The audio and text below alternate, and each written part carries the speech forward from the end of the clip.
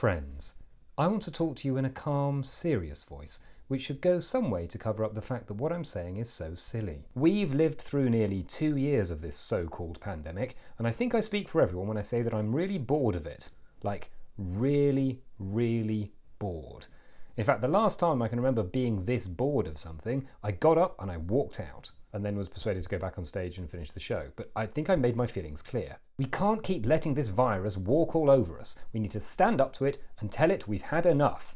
The only thing it understands is tough talk, just like the French. The government needs to come out and tell us when this pandemic is going to be over. No ifs, buts or maybes. Get a clear end date from the virus and then put that commitment into law. So if it breaks its pledge, we can sue it, just not in the ECJ.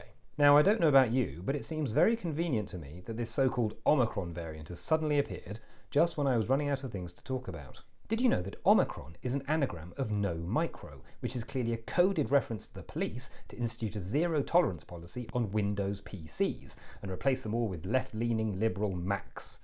I mean, it's so obvious. These so-called scientists say that things evolve over time.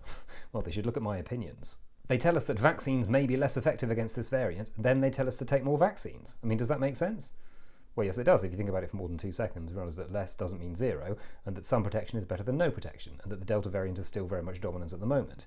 But then that kind of nuanced thinking is beyond me, so if you're watching this, it sure as hell should be beyond you. You might remember I had quite a bad cough last week, but I still came into the studio and delivered my show, because I won't let something like a little cold stop me.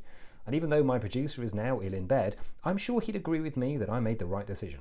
In fact, I'm so sure, I won't even ask him. By the way, I'm genuinely serious about all this, and I'm not just trying to burnish my media career by being a contrarian, and if you disagree, have a go at me on Twitter. That really improves my profile. Look, don't make me have to sing.